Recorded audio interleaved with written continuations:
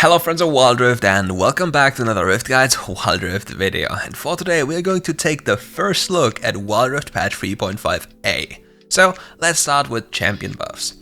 Darius' passive ability gets 200% damage to monsters, so we're having a new jungler in the next patch, quite interesting. The next change is Diana. Her base health goes up by 30, from 570 to 600, and her third ability's cooldown, Lunar Rush, goes from 22 on the ability level 1 to 18 on ability level 1. And later it goes down from 16 to 12 seconds. That's a lot of cooldown reduction, but if you think about it closely, does it really matter? Because Diana plays in a way that she plays around the cooldown reset of his ability anyway with the first ability and her ultimate, so it's just, what is it called?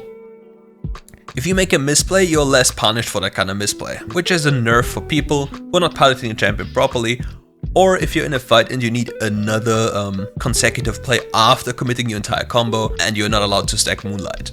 The next change on this list is coming to Fizz. His third ability, Playful Trickster base damage, is getting increased from 75 to 80 and on the highest ability level from 270 to 290. This is a so-called copium buff, because nothing will change with this buff. It's completely irrelevant and is just there to have Fizz quote-unquote buffed to change the play rate and see how he adjusts. The next change, however, is a big game changer for a specific champion. Kayn has been struggling quite a lot when it came to getting his form fast enough and dealing enough damage, especially for the blue form. So I'm quite interested in seeing why red form is getting buffed while blue form is untouched. But let's talk about the changes. Number 1, Kayn's base damage goes up from 66 to 70, quite nice. The next thing is the speed he gains his form with. It's almost getting doubled, which is quite the insane buff if you think about it. But will it be enough? We're going to see. The next change comes to his first ability. With the buff to the base AD of Kayn, we need to have a small adjustment in the early game, otherwise he'll clear jungle camps way too fast and minion waves even faster. Therefore, the early game damage is going down from 65% to 60%, and then later on it scales up to 75%, which is a 10% increase in damage. The same also applies to the Darkened form. The curious thing, however, is that the mobility of the Shadow Assassin form is getting buffed. The cooldown of the third ability goes down from 9 seconds to 8 seconds, and the bonus movement speed goes down from 65 to 75%. Doesn't really change too much because this form lacks damage and not mobility. The next change comes to Kayn's ultimate, but only in his base and Darkened form. Quite funny. So the change is here that the Darkened base damage goes up from 10% maximum health to 15% maximum health, while the healing also goes up from 7% to 10% of the target's maximum health. It's quite a lot of buffs, but will it be enough? Because don't forget, Kayn becomes a champion once he evolves, and when he evolves into Red Kayn, he becomes a monster. So the question will always be, is it going to be fast enough? The next change on this list is a buff to Rengar. His second ability, Battle Roar's base damage, goes up from 50 to 60. The damage taken in healing goes up from 50% to 60%, and the empowered Battle Roar is going also up from 50 to 60%. The next champion on this list is also becoming a potential jungler. It's Shen, the lovely ninja of the Baron lane. His first ability, Twilight Assault's damage, is increased to 200% to monsters. Its previous cap is also increased from 225 to 250 from level 1 onwards, which means clearing the jungle is now going to be significantly faster. Don't forget, Shen also got a previous change to his first ability that it's AoE now, so let's actually be very hyped about that one. The change right after this is kind of, we got actually another buff to Varus. How does it even make sense? For Varus' passive ability, the attack speed bonus from killing a champion or getting an assist goes up from 40 to 60%, and on killing a minion or non-champion target, it goes up from 20 to 30%. The most nonsensical thing about the actual buff of this champion is his third ability. The bonus attack damage ratio of it goes up from 60 to 90%. What else do you want to do to this champion? This champion is still a monster to face. How is this champion having trouble in the game? It is absurd that this champion keeps getting buffed. You are absolutely crazy. The next change on this list is also quite interesting to say the least. So we have a hyper-scaling CC monster burst damage champion in the form of a mage for mid lane. And they're buffing his attack damage from 52 to 58 to give him a better laning phase. They're also buffing his mana regeneration from 12 to 16. Does it really tackle Veigar's problem in the game as of right now? I don't really think so. QSS kind of invalidates what Veigar can do, and a lot of champions just dunk on him, so Veigar is a very niche pick and a very problematic champion to play around, because his playstyle can get very toxic if played well, so balancing him is a big problem. The next champion we have to talk about is Warwick, and in this case his ultimate ability is getting changed. The width is increased from 100 to 150, and there was a bug with Warwick's ultimate. Previously, Warwick healed for 100% of the damage dealt during his ultimate, but now he's only healing for 100% damage dealt by his ultimate. Big change because all the effects and all the other things exist, which is a huge change in terms of damage. Now let's move over to the champion nerfs. Aatrox is getting nerfed. We are all happy because we love to see this champion nerfed because this champion is crazy. Anyways, let's talk about the actual nerfs. Aatrox's base attack speed per level goes down from 2.2% to 1.2% bonus growth. His passive ability's damage to monsters goes down from 100 to 50. His first ability's sweet spot damage bonus goes down from 60 to 50%, and its cooldown from 12 goes up to 13.5, which later goes down to the same cooldown again. His third ability's bonus healing ratio goes down from 21% on level 1 to 19% on level 1, and overall goes down from 30% to 25%. The Umbral Dash enhanced healing ratio goes down from 29% to 24%, and on max level from 50% to 45%. For Grace we also have a few nerfs, which I don't really understand why, but here they are. Grace's first ability is getting nerfed in the early game. Its cooldown goes up from 11 to 13 seconds on level 1, but later on goes down from 8 seconds to 7 seconds. Additionally, there's a slight change to its damage to compensate for the cooldown change. It's the end of the line's attack damage ratio going up from 70% to 80%.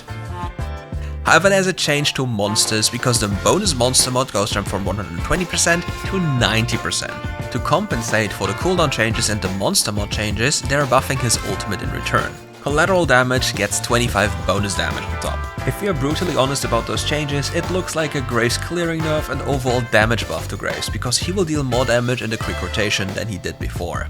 The next change on this list comes to Gwen. Her base damage is going down from 64 to 58. It's a huge nerf for laning and jungle clearing. Also, her third ability's cooldown goes up from 12 seconds to 16.5 seconds, but later goes on to the same cooldown again. However, they're also adjusting the cooldown refund upon hitting an enemy target. Previously it scaled per level from 35 to 50%, but now it's just flat 50%. The next change is quite the big hit towards Kha'Zix, tackling everything he loves to do. First, they're reducing his base damage from 58 to 54. The next thing is reducing base health from 610 to 570. To make it even worse, they're buffing or nerfing the cooldown from 4 seconds to 5 seconds on level 1 on his first ability, but later on granted a 0.5 seconds quicker cooldown. So it's quite the big nerf for Kha'Zix during the early game because it tackles on multiple things. Number 1, base damage, which directly correlates to the damage his first ability does, especially in isolation, because of the conversion. The next thing you have to talk about is losing base health. Base health is a stat that is often overlooked. It depends so much and helps so much when it comes to early game fighting, which all plays into the same category. Your auto attacks will deal less damage, your first attack will deal less damage, everything you do will deal less damage while you also have less health. It's a major nerf, but it doesn't look like this. But honestly, this hurts the champion quite a lot and potentially changes the way he's played by a significant margin. The next change on this list is Rammus, and we all love the little armadillo, but we hate to see it happen to him. His ultimate ability is getting slightly changed. Soaring Slam's slow per hit goes down from 12% to 10% per level, so basically a minus 2% change. The maximum slow also goes down from 60% to 50% on level 1 and from 80% to 70% on maximum level. The Soaring Slam base damage goes down from 100 to 75 and later goes down from 250 to 225. We love Rammus, but well, we hate to see it. The next nerf comes to a champion that's very problematic to balance, maybe one of the most problematic champions to balance in the game. It's Soraka. Soraka's base health goes down from 115 to 104. However, let me tell you the actual truth, it doesn't matter, it doesn't change anything in how the champion is piloted. In solo queue this champion will be absolutely broken, and if you calculate everything, you're just losing about a ruby crystal in terms of value, which is not the end of the world. If you pilot your champion properly, you'll be out of harm's way most of the time anyway, and it's just a nerf for bad Soraka players. Just how it is, deal with it. The next change is coming to Thresh, and trust me, this champion is one of the most lane dominant champions and needs to have some changes, at least for the damage department. But in this case they're changing Flace, his third ability's cooldown, from 10.5 seconds to 12 seconds, but later it goes onto the same cooldown again. This is simply supposed to target his lane dominance a little bit, but overall will not do anything because it's about the damage, not the frequency of the damage. If he kills you in one flay, the cooldown will not change anything about that one. Now let's move over to the adjustments. Irelia. Irelia's Ionian Favor, the passive of Irelia, the monster mod is getting changed from 50% damage to 0% damage. But on the flip side, Ionian stack base damage goes from 6 to 10 on level 1, and as it scales from 62 to 66. But now we have to talk about probably one of the biggest adjustments we have seen in patch history. It's about Olaf. His first ability's damage goes down from 70 to 60 on level 1 and from 250 to 240 on max level.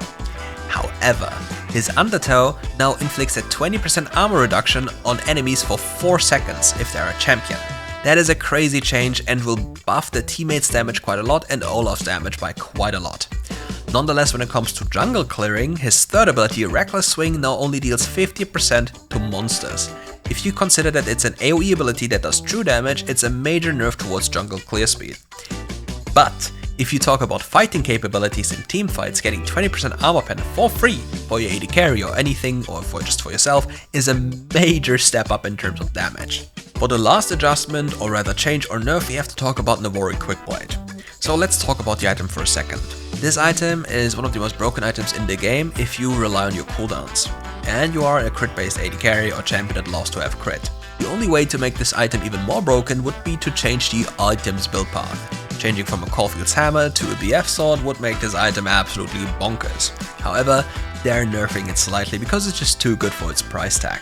The item used to be 2,800 gold and now it's 3,000 gold, and it's still too good, let's be honest. And that's it for today's video. Thank you all for watching, and if you want more RiftGuides content, make sure to come back and tune in for more. I'm happy to see you soon again.